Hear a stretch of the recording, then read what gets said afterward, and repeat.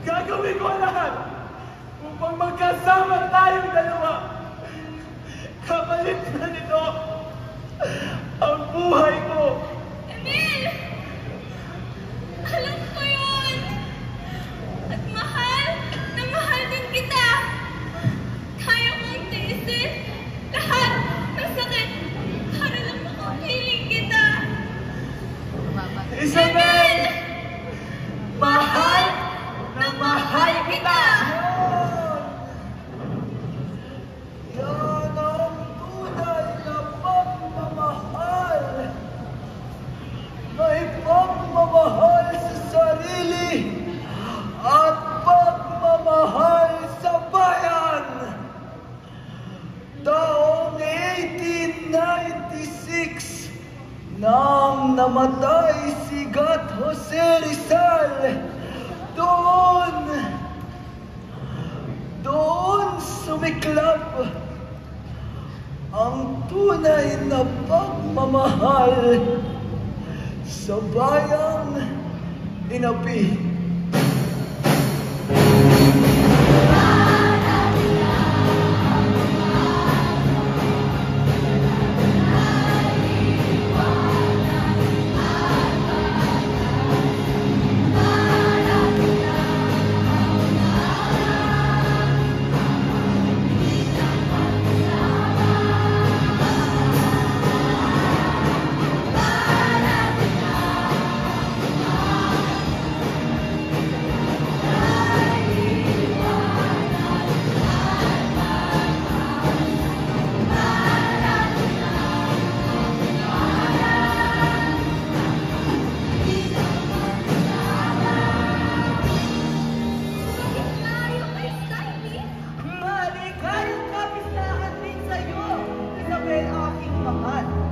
Isabel, ano nga ba ang magandang gawin ngayong kapistahan? Halika, gawagin natin si Kasama. Uy, kamusta kayo? Ano na? Halika kayo. Binabati ko kayo ng isang maligayang kapistahan sa inyo, aking mga kaibigan. Maligayang kapistahan din! Ngunit mga kaibigan, alam niyo ba ang magandang gawin ngayong kapistahan? Ano? Eh, di ang paborito natin, ang maglaro! Kaso lang, Emil, ano naman ang lalaruin natin? Oo nga. Teka. Alam ko na! Ano? Ang tagu-taguan! Sige. Maibataya! Sige, magbibitang na ako. Tagu-taguan, maliwanag ang buwan. Kabilang mo tatlo, nakatago ka na. Isa, dalawa, tatlo. Isabel, hanap kita.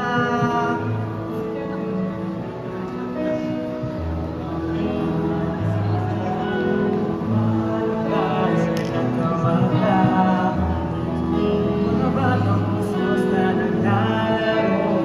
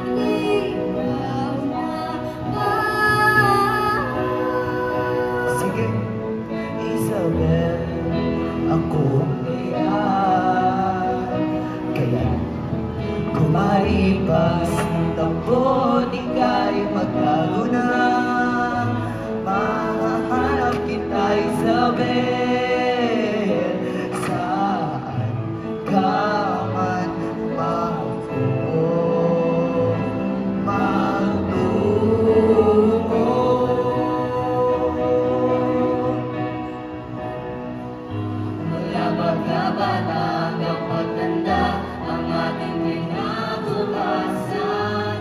Ipaglalaban ko para sa'yo. Mula pagkabata hanggang pagtanda, ang ating pagmamahalan. Iyan ang tatak sa pusong ito. Mula pagkabata.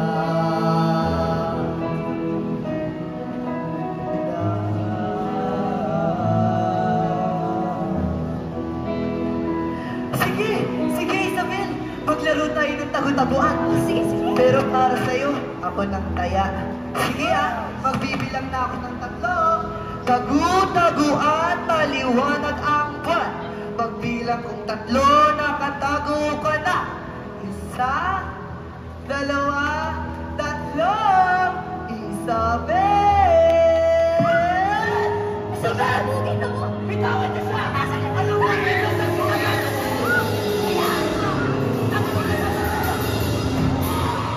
Isabel!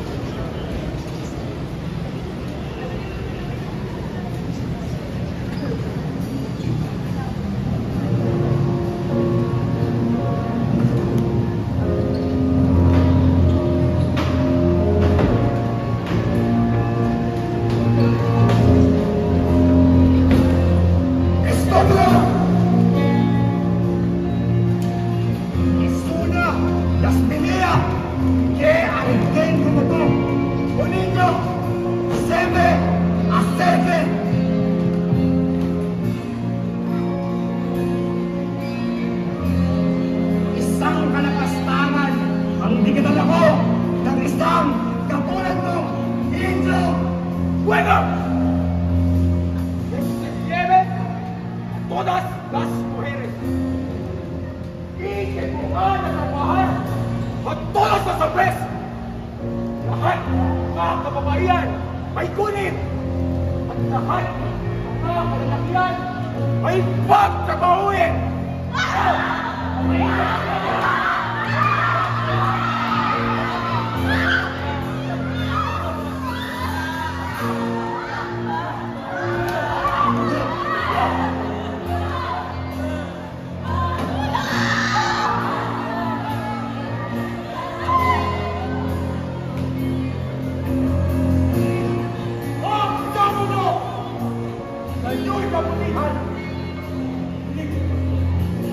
Itong nakikita ko, mga kababayan ko'y nagigirang at tila kayo'y nagpapakasarap.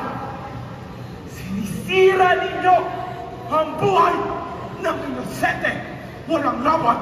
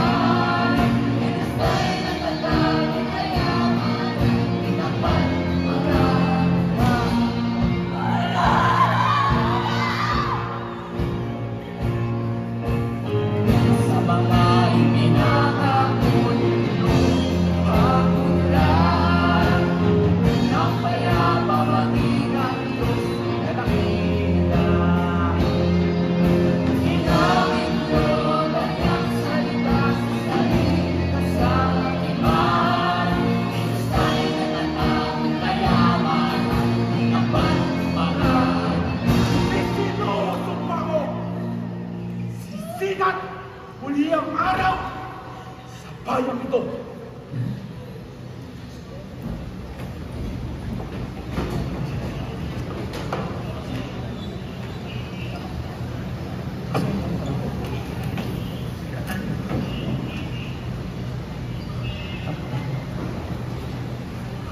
Ate Will, ano namang mga sorpresa ang dala mo sa amin ngayon?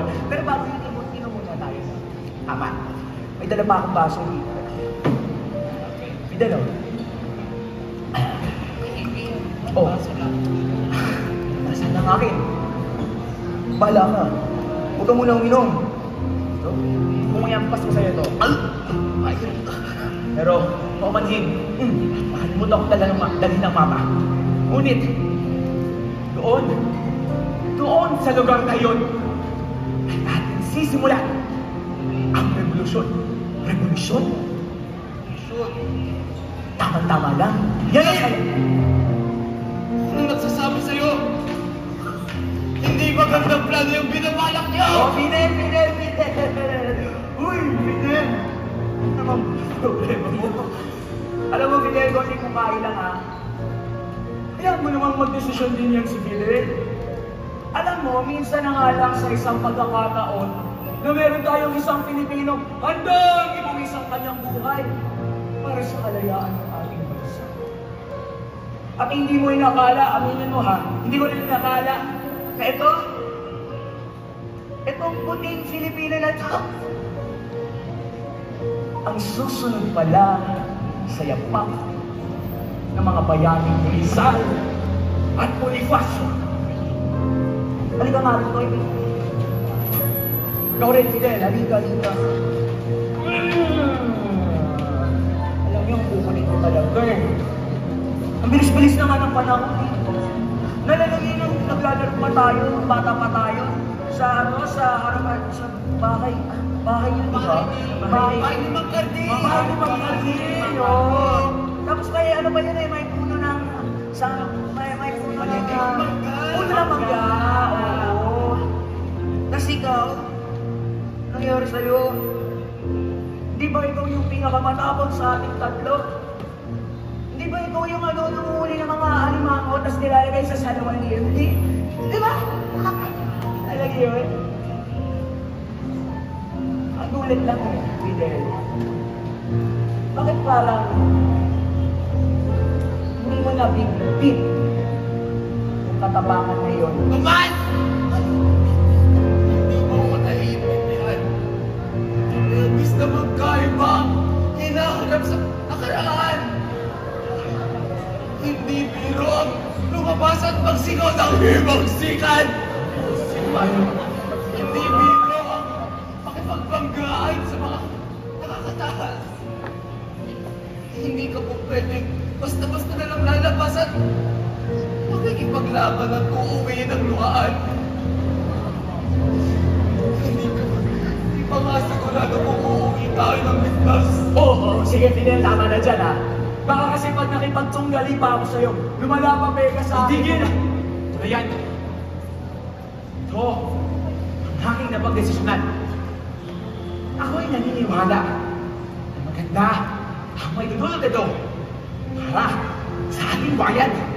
Basta labas ako dyan! Pero ako naniniwala sa iyo. Maraming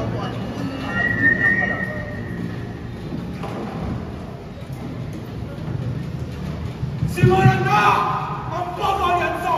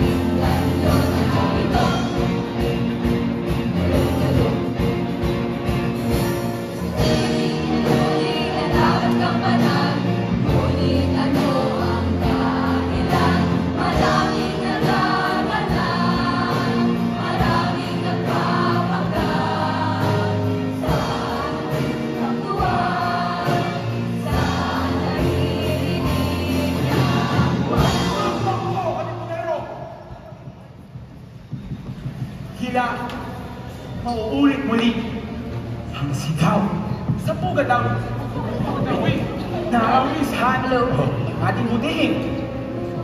Remo Andres.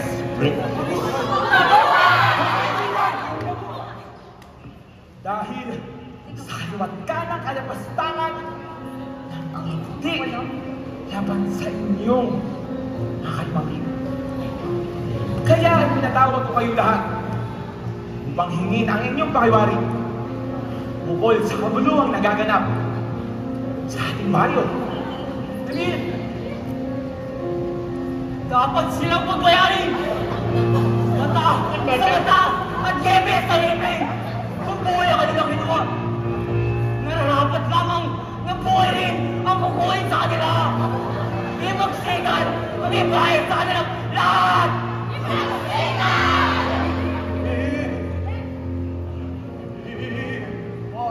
Sikat! Katoto! Naririnig mo ba ang sinasabi mo? Ano ang laman ng tulong sa baril? Ikang sabaya! Marami! Katoto! Maraming ibang sagot sa problema mo! Hindi karasan! Mukhang nabundod na naman! Ang bundod mo, Mang Cardi! Totoo! Hindi mo ba alam? Sa panahon ngayon, hindi na uso yung magpinagbalingan! Pero hindi kilos! Kapag ang pamilya mo, ang anak mo, pinilimusta nila! Isang kalokohan!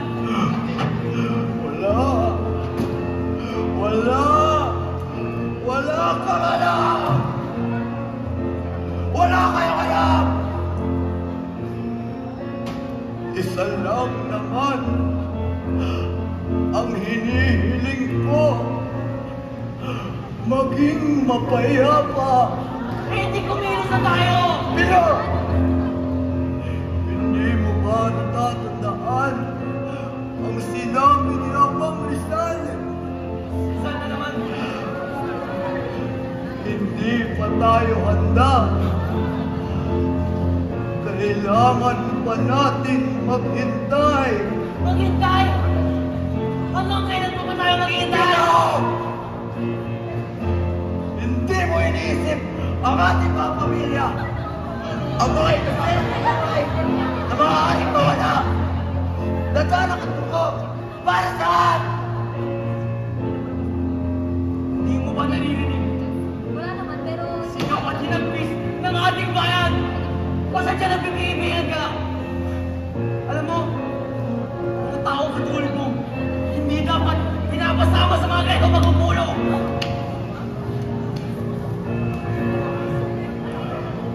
Tama si Pilo. Dapat kumilos na tayo ngayon din. Totoo! Gusto niyo ba maging alibin? Pilo! Pilo!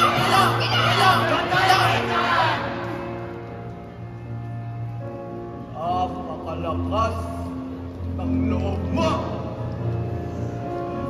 Ng loob niyo!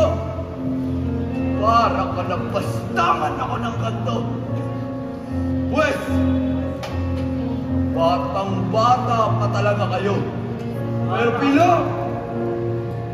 Tandaan mo to! Papunta ka pa lang! Balik na ako! Kaya nga! Palibhasa kasi! Mga bananas-danas kayo!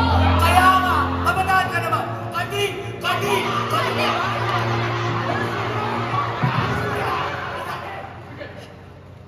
Hello! Mga Cardi! Hanggang wala tayong patutunguhan, kakalabanin natin ang isa't isa. Ibalik ko na kaya ito siya eh. Hindi ba? Isa lamang ang ating layunin. Napagman sa kalooban ko. Ngunit, ang pagdanak ng dugo, tanging paraan upang makamit natin matagal na nating nasa rindan. Ngunit, hindi natin ito makakamtan. Hindi natin ito susubukan. Emil! Di ba? Masyado na naman tayong nagmamadali? Kapag gusto ko ng garang tugon, mas nakabubuti nga kung planuhin muna natin ang ating balakid. Tama kayo! Kaya naman, kumapit kayo lahat. Kailangan nating tumungo sa isang lugar na kung saan hindi tayo makikita ng ating mga kalaban. Kailan? Saan? Sa gitna ng kagubatan. Alas 6 ng gabi. Humayo kayo. Tabi na lang para. Huli.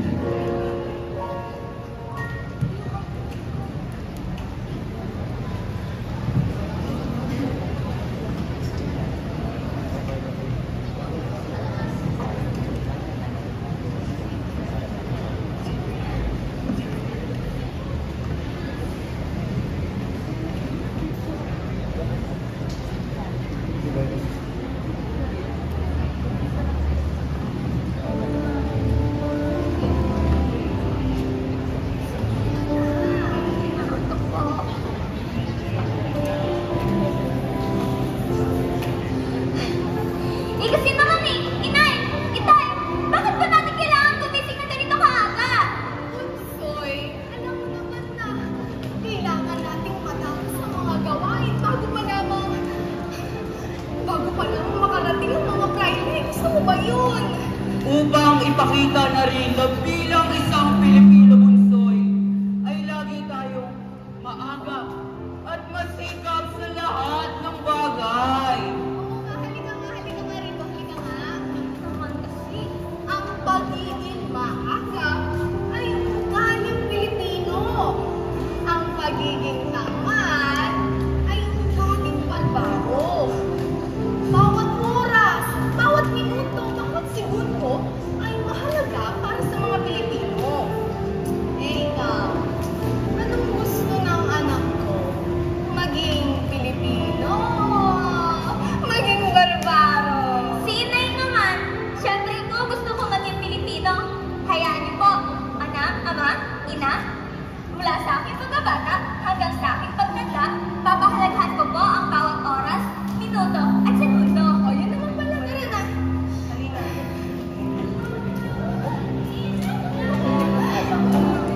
Halika ka na, Bunsoy. Halika na. Halika na. Mga kasama, tara na. Magsiuwi na tayo. Sandali lang ako. Bunsoy, tara na. Oh, ama, ina. Ano yung sasabihin ito? Halika kayo dito! Yan ang walang bagay sa tapat at tulad nyo! Indio! Los Perezosos y Mantenidos! Nasa isip mo tunay na kailangan pa rin kayo sa inyong ikan! Hindi na kayo nagtanda kung magawa ka ng sariling oras! Sino nga ba ang sinasabi ko? Kayo, mga Pilipino, ay mga pagpapalan! Na hindi na sumunod sa Pilipinas ng mga oras! Ngunit, ang totoo ko, nakakailan namin mula sa madaling araw na magtatrabaho. Basta sa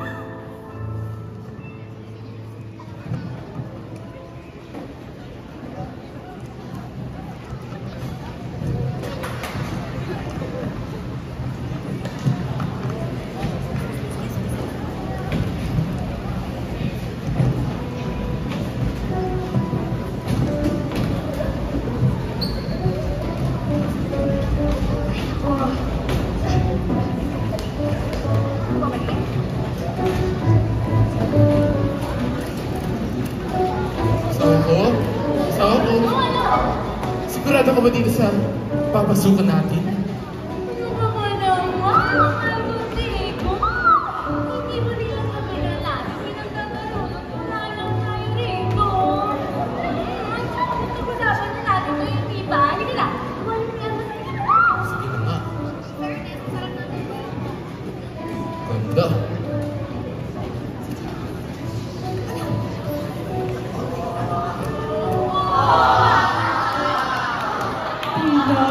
Pinalilikan tayo ng dalawang mag-asawa dyan sa kabilang dako. Ano? Naku naman, Chico! Hanggang dito pa naman ay nababahagyang buntot mo! Ang bihira, walang isang salitang lalaki niyan, ha? Hi! Ikaw ang mamutiging pasay. Sino ba? Ang sabihin niyo sa asawa ko? Nagone!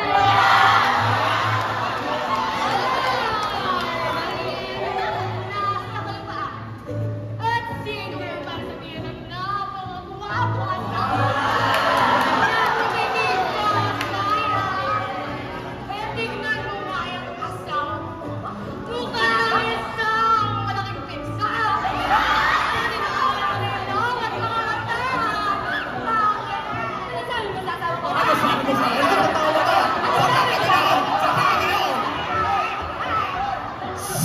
Hoy! Katahimikan! Parating na ang minuto! Ang guluhan ito!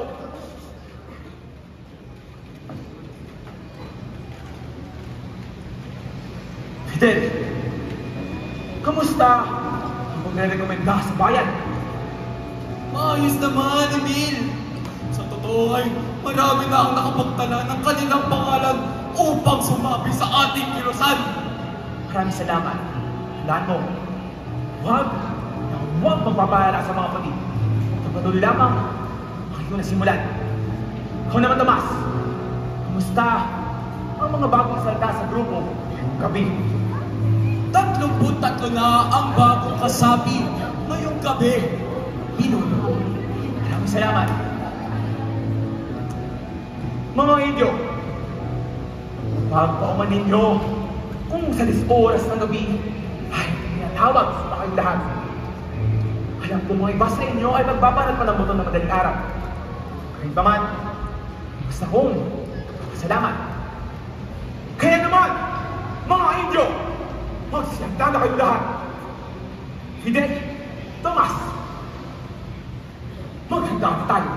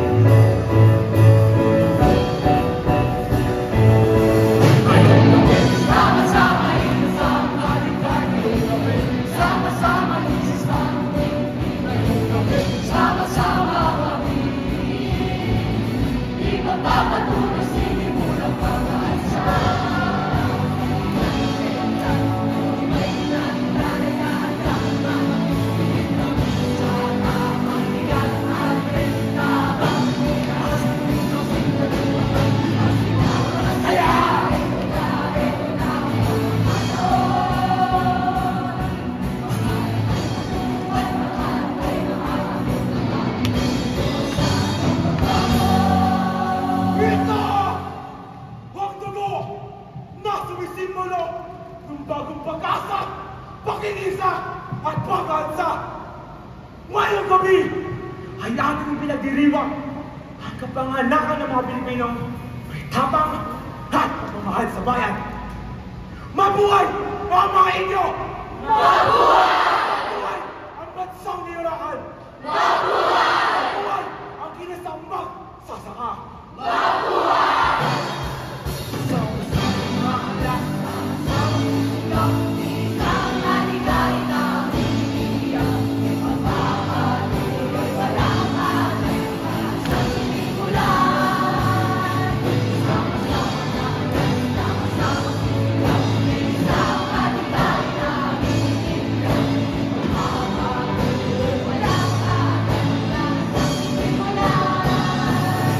Ngayong gabi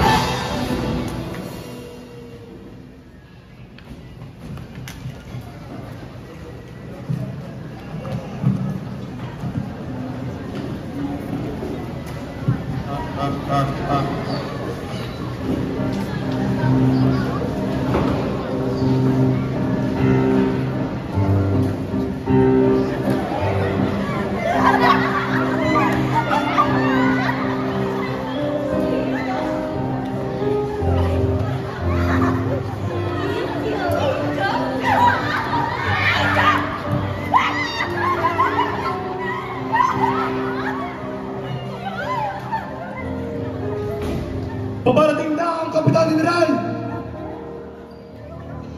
Mga Indio! Alis!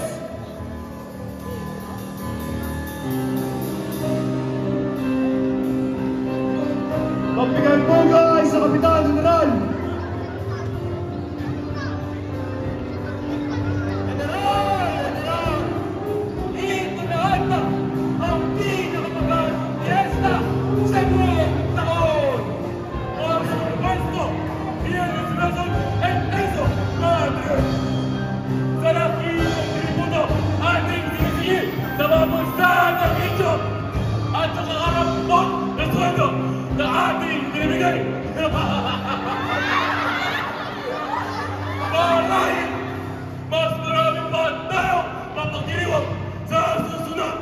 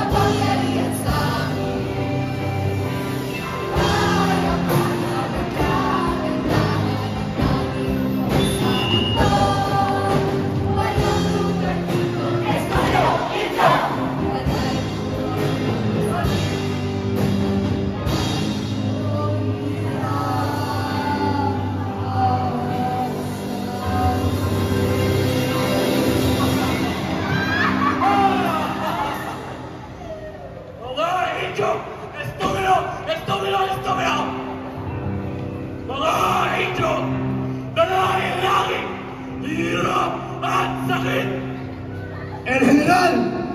Atrapamos sa Onespiya! May nakapasok na Indio sa loob ng ating kampo.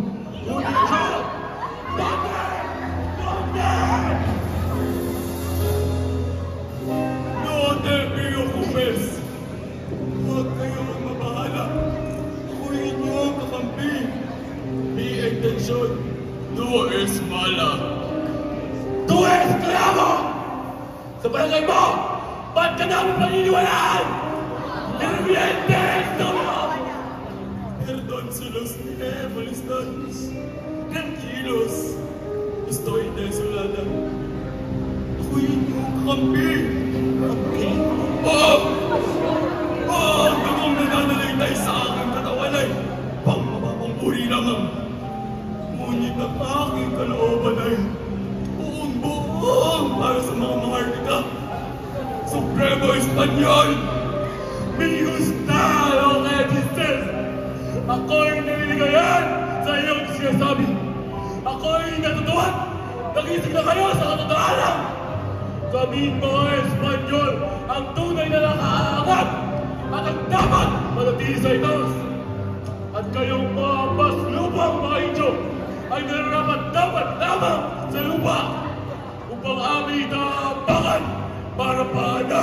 hindi madugisan. Bueno, pagbibigyan kita. Ngunit, ano nga ba ang sadya ng iyong pagpunta? Walang galang na po ay General, pero meron na pong grupo ng mga Indio ang gumagawa ng alyansa upang makawin ang kapangyarihan sa mga maharlika. Alyansa! Laban sa aming mga Espanyol? Tantas! Estel Palaces na! Lornay de Diotas! Sa tingin man nila'y kaya nilang galunin ang aming mga armas gamit na kanilang mga walang buwan walang! Walang galang na rin po, Padre, pero ang mga Indiong ito ay hindi po basta-basta lamang. Talagang pinag-aaralan nila ang mga bawat galaw at bawat gawin ng mga Espanyol. Kaya, kung ako sa inyo, huwag kayong magpapakampiyansa. Ano? Hindi! Paano? Paano ito maaaring mangyari? Pagsapit ng alas 10 ng gabi, sila ay nagpupulong sa kalagitnaan ng kagubatan. Doon nila pinagplakaluhan ang kanilang magiging revolusyon. ¡Gay! De hecho, esa clase de alianza no lleva a ninguna parte. Hindi ba trabaho ninyo ang siguraduhin walang napapanagpas na ganito? Estúpido! Hindi nyo Malinaw kayo! Patasan mo! Kayo rin po, General! Ako na ang bahala! Bukas sa aking misa sa simbahan, aking i-anunsyo ang plano laban sa mga nagkuwentang Indo. Sa sermon ko lamang ay paniguradong matitigil lahat ng kanilang mga pinaggagawa. Libe, para sa iyong katapatan, gagantimpalan kita ng nararapat na salapi. Kahit ano man lang ang iyong dinadais, kayamanan, kapabayan, kahit ano, sabihin mo lamang sa akin. Para sa iyo naman, Padre Santiago, babasbasan kita at ang 10 braille sa ilan ng pangalan mo ng kapangyarihan. Patayin ang bawat isang tumuto sa pamumuno ko. At siguraduhin mo, pagkatapos ng alyansang ito, ang ulo ng pinuno ay nakapaski sa pader ko. Kundi, ang magpapalit ay ang ulo mo. Masusunod po, General. Sa wakas, magkikita na rin tayo, Isabel.